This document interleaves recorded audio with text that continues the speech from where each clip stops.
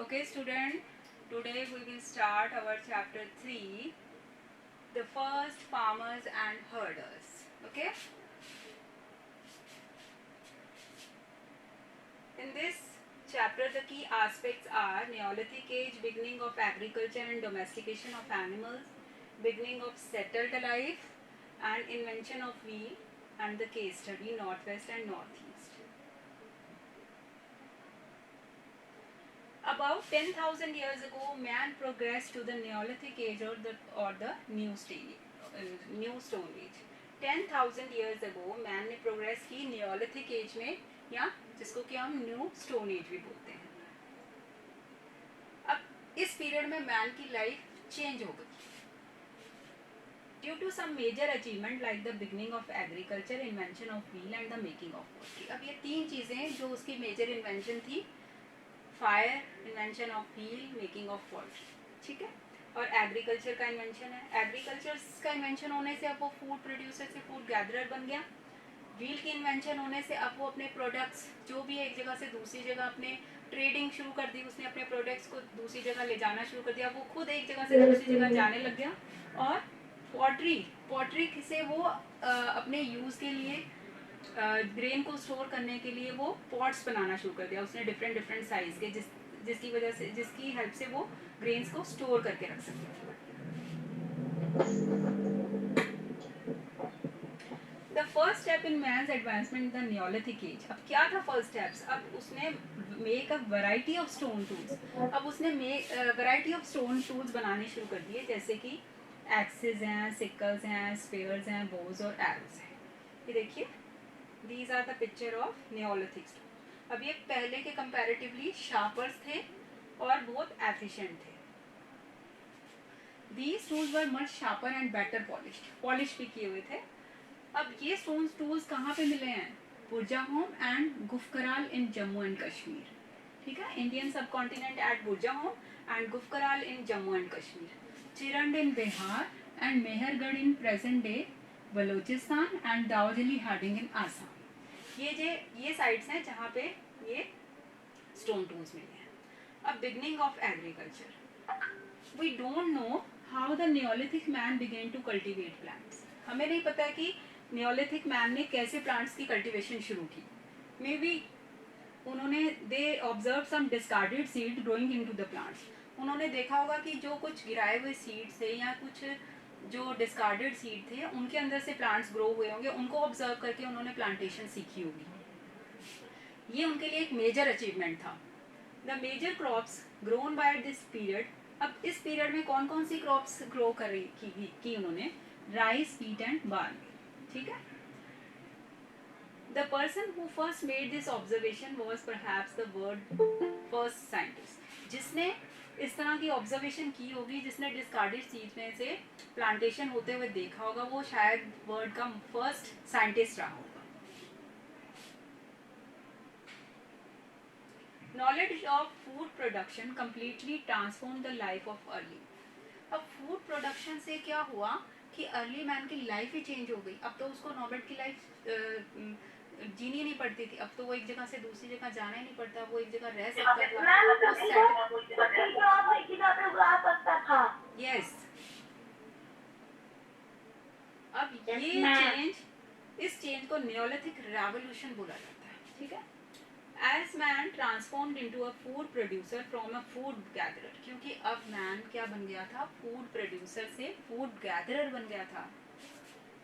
He started leading more settled life. अब उन्होंने ज़्यादा settled life लीड करनी शुरू कर दी. Now the Neolithic man became the farmers.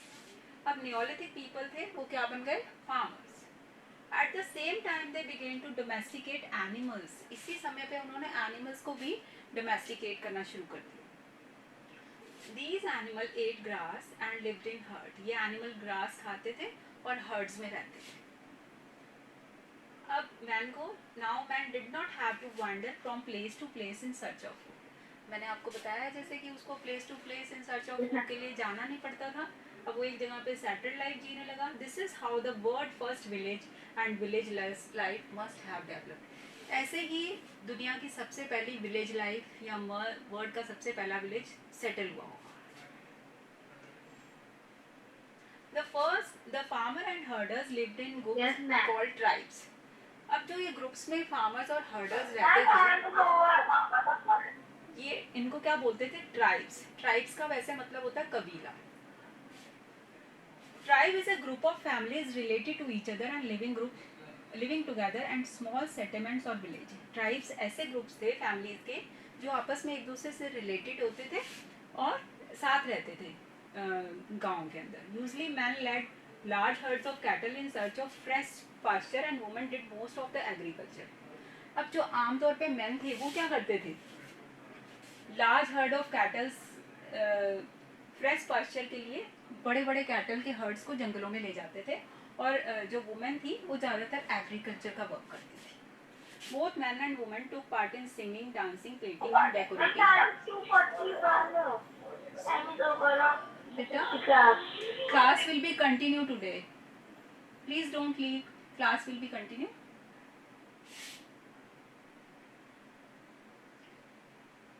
Now man was assured of a regular food supply. His life became much more secure. अब जो man था वो रेगुलर फूड सप्लाई के लिए बहुत एश्योर्ड होने लगा कि अब उसको रेगुलरली फूड मिलने लग गया. अब उसको एक जगह से दूसरी जगह फूड के सर्च में जाना नहीं पड़ता था. He began to tame and domesticated animals. अब उन्होंने एनिमल्स को टेम करना शुरू कर दिया, डोमेस्टिकेट करना शुरू कर दिया. कौन कौन से एनिमल्स थे? Like dog, sheep, donkey and horses. इस तरह डॉग, शीप और डोंकी और हॉर्सेस को उन्होंने टेम करना शुरू कर दिया. Probably dog was the first animal to be domesticated. हो सकता है कि डॉग ही ऐसा एनिमल होगा जिसको सबसे पहले डोमेस्टिकेट किया गया हो. But we should never forget that man's development has been slow and gradual.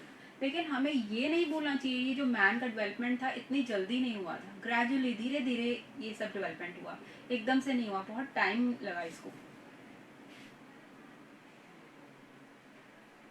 In many areas, अभी भी कुछ एरियाज में जो मैन और वुमेन हैं continue to be hunters and food gatherers. कुछ एरियाज में स्टिल उस टाइम में नियोलिथिक पीरियड में कुछ मैन और वुमेन अभी भी हंटर्स थे. In other places they gradually took to agriculture and domestication of animals. और दूसरे एरियाज में, कुछ अदर एरियाज में उन्होंने एग्रीकल्चर और डोमेस्टिकेशन की तरफ वो चले गए थे. In India, a large number of Stone Age tools have been found buried in a cave, Ratnagiri, in the coast of Maharashtra. अब इंडिया में स्टोन टूल्स हैं जो मिले हैं कहाँ पे? रत्नागिरी, जो कि महाराष्ट्र के कोस्ट पे हैं, वहाँ पे मिले हैं. ये जो स्टोन टूल्स हैं 90,000 ईयर्स ओल्ड लगते हैं. 90,000 ईयर्स ओल्ड हैं ये स्टोन टूल्स. अब कम्युनिटी लाइफ के बारे में हम पढ़ेंगे. Now the Neolithic man lived in a more organized and settled community.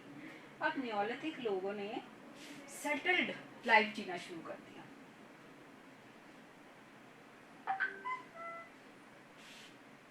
There was no concept of private ownership of land. वहाँ पे कोई ऐसा concept नहीं था कि private ownership होगी. किसी की अपनी, सब एक साथ में इकट्ठे रहते थे, किसी की अपनी कोई private land नहीं है. The groups lived in harmony and practiced social equality. सब लोग आपस में social equality के बेस पे रहते थे. Most probably the eldest and the strongest member of the group was made the leader. जो eldest और stronger member थे वो leader थे. Who was supposed to coordinate the activities of the group. जो कि group की activities को coordinate करते थे. Yes, ma'am. बुरजाहोम में कश्मीर में पिट हाउसेस मिले हैं, जो कि जब भी आर्कियोलॉजिस्ट ने डग किया तो वहाँ पे पिट हाउसेस मिले हैं. तो उनके अंदर स्टेप्स हैं, इस तरह के हाउसेस हैं, उनके अंदर स्टेप्स लीडिंग हैं. तो ये शो करते हैं कि उस टाइम पे that these pits were dug using stone tools. और ये पिट्स कैसे खोदे गए होंगे? स्टोन टूल्स को यूज करके ये पिट्स को डग किया गया होगा. सम मटेरियल्स रिमेन्स, और उसके अंदर कुछ मटेरियल्स मिले हैं जैसे कि pottery, cooking hearths have been. कुछ कुकिंग हर्ट्स और पॉटरी के कुछ ऐसे बर्तन या पॉट्स हैं जो इस पिट हाउसेस में मिले हैं. तो ये चीज़ें क्या शो करती हैं? ये चीज़ें ये शो करती हैं कि उस टाइम के लोग हैं जो कम्युनिटी लाइफ में बिलीव करते हैं. Now invention of wheel. अब इन्वेंशन ऑफ व्हील का देखिए, मे बी ऐसा हुआ होगा कि कभी अर्ली मैन ने कोई बोल्डर या रोलिंग स्टोन को गिरते हुए देखा होगा, अब उसको लगा होगा कि जो राउंड ऑब्जेक्ट्स हैं वो जल्दी मूव करते हैं, तो इससे उन्हें व्हील की इन्वेंशन हुई। The invention of wheel is regarding at the first technological revolution. Invention of wheel क्या थी? टेक्नोलॉजी में पहली रेवोल्यूशन थी मैनकाइंड की। Rolling down of stones from mountain slope और big logs of wood, rolling down by applying physical force might have given early man the idea of making wheels. अब देखिए, rolling down of the stones from mountain slope, mountain के slope से, अगर यहाँ पे picture में देखिए rolling down of slopes को देखते हुए उनके मन में ये आइडिया आया होगा कि जो रोलिंग ऑब्जेक्ट है वो जल्दी मूव करते हैं, या अगर हम उस पर फिजिकल फोर्स अप्लाई करते हैं तब कोई भी जो गोल चीज़ है वो जल्दी मूव करने लग जाती है। अब इस इन्वेंशन से क्या हुआ? ट्रांसपोर्टेशन और ट्रैवलिंग ईजी हो गई। अब वो एक जगह से दूसरी जगह भी जाना शुरू कर दिया उन्होंने धीरे धीरे, और सामान जो गुड्स हैं उनकी, जो उन्होंने थोड़ा बहुत जो उनके ग्रेन्स हैं या कुछ भी चीज़ें हैं वो एक जगह से दूसरी जगह ट्रांसपोर्ट करनी शुरू कर दी।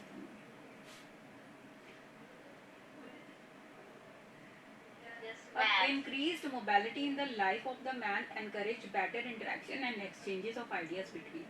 इससे क्या, उनकी लाइफ की मोबिलिटी इंक्रीज हुई और एक दूसरे से वो इंटरेक्शन कर सके और एक दूसरे से वो आइडियाज एक्सचेंज कर सके। ये देखिए, rolling of log might have given the idea of, ये लॉग रोल कर रहा है, शायद इसी की वजह से उनको आइडिया ऑफ व्हील आया होगा। पॉटरी, अब एक ये अनदर इन्वेंशन थी उनकी, the first step towards craftsmanship. As man became a food producer, he needed to store food. अब जैसे मैन ने फूड प्रोडक्शन तो शुरू कर दी थी, अब उस फूड को स्टोर भी करना था, तो स्टोर करने के लिए उसकी एक नेक्स्ट क्रिएटिविटी थी कि वो किस में स्टोर करे। उसके लिए उसने पॉटरी की इन्वेंशन की।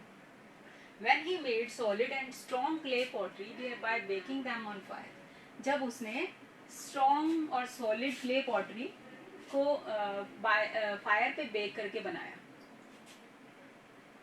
When he learned to use the potter's wheel, as we call it today, he could make pots of different shapes. जब उन्होंने पॉटर व्हील का यूज़ करना शुरू किया, जिसको तब उससे क्या हुआ कि वो डिफरेंट साइज और शेप्स के पॉट्स बनाना शुरू कर दिया उन्हें। अब धीरे धीरे gradually the early man became an artist and craftsman. हाथ से बहुत तरह तरह की पॉटरी, पॉट्स और जो भी उनको जो बर्तन चाहिए होते थे वो उन्होंने बनाने शुरू कर दिए। इंसाइट इनटू रिलीजियस बिलीव्स, अब अर्ली मैन के पास काफ़ी समय रहता था, अब उसके कुछ रिलीजियस बिलीव्स भी थे। रिलीजियस बिलीव्स में क्या था? Now the neolithic man was not a constant move. अब वो उसको एक जगह से दूसरी जगह जाना नहीं पड़ता था, वो सेटल लाइफ जीने लग गया था। उसके पास फायर थी, उसके पास व्हील था, अब वो बहुत सेटल्ड लाइफ जीने लग गया था। तो इसके अलावा उसके जब he had leisure time to think about matters beyond the basic daily existence. अब उसके पास काफ़ी समय था अब कि डेली रूटीन के अलावा भी कुछ काम करता। Natural phenomena like lightning, thunder, earthquake and seasonal changes were beyond his understanding. जो नेचुरल चीज़ें थी जैसे कि लाइटनिंग है, थंडर है, अर्थक्वेक्स हैं या सीजन का चेंज होना, ये उसकी समझ से परे की चीज़ें थी। Being ignorant of their cause, he worshipped them. Ignorant होने की वजह से वह सब उन चीज़ों को वह उनकी पूजा करने लग गया। He worshipped the sun, moon, rain, thunder, lightning etcetera. वो sun, moon, rain, thunder, lightning इन सब की पूजा करने शुरू कर दिया, और एक तरह से वो क्योंकि नेचर पर डिपेंडेंट था इसलिए वो इन सब चीज़ों को भगवान मानने लग गया। Death was another mystery for the neolithic man. अब डेथ भी उसके लिए एक मिस्ट्री थी, रहस्य था। To understand this mystery he developed a belief in life after death. इस मिस्ट्री को समझने के लिए वो इस चीज़ में विश्वास करने गया कि डेथ के बाद भी लाइफ होती है। Therefore, Neolithic man started burying the dead along with the daily necessity. अब जब इसके कारण जो नियोलिथिक पीपल ने क्या करना शुरू कर दिया कि जब एक इंसान की डेथ हो जाती उसके बाद उसकी वो डेली नेसेसिटीज़ की चीज़ें उनके साथ वो बरिड करना शुरू कर दिया उसने, जैसे कि पॉटरी है, वेपन्स हैं या फूड आइटम्स हैं। ये उसका फर्स्ट स्टेप था नियोलिथिक मैन का स्पिरिचुअल लाइफ की तरफ। ये देखिए फ्लो चार्ट है यहाँ पे, द नियोलिथिक मैन। फर्स्ट उसका फर्स्ट स्टेप था agriculture. Agriculture help the early man to lead a settled life by providing him with surplus food grains he left nomadic estates. Agriculture की help से early man ने settled life जीनी शुरू कर दी। अब वो नोमैड्स की लाइफ नहीं जीता था, अब उसके पास सरप्लस फूड ग्रेन्स थे, तो अब उन्होंने नोमैडिक एग्जिस्टेंस को लेफ्ट कर दिया था। Invention of wheel. अब invention of wheel further made their movements easier. Invention of wheel ने क्या किया, उसकी मूवमेंट्स को और ईजियर बना दिया। अब he also help them to carry heavy loads on wheel carts. अब वो हैवी लोड्स को व्हील कार्ट्स पे ट्रांसपोर्ट कर सकता था, एक जगह से दूसरी जगह ले जा सकता था। कम्युनिटी लाइफ, अब उसने कम्युनिटी लाइफ जीनी शुरू कर दी थी। Living in groups at the same settlement resulted in the growth of community life. अब ग्रुप्स में रहना शुरू कर दिया था, तो इससे क्या हुआ, इसका रिजल्ट क्या हुआ, growth of community life as it provided order and security to the earliest settlements. इससे क्या हुआ, अर्लीस्ट मैन को सेटलमेंट और सिक्योरिटी मिली। Religious belief, the early man किस पे बिलीव करता था, लाइफ आफ्टर डेथ पे, और वर्शिप करता था नेचर की, जैसे कि सन, मून, थंडर और रेन, इन सब चीज़ों को वर्शिप करता था। तो ये हमारा चैप्टर हो गया। I hope you understand well. अब यहाँ पे देखिए कुछ मल्टीपल चॉइस क्वेश्चन है, उसको हम सॉल्व करते हैं। Man became a food producer during which period,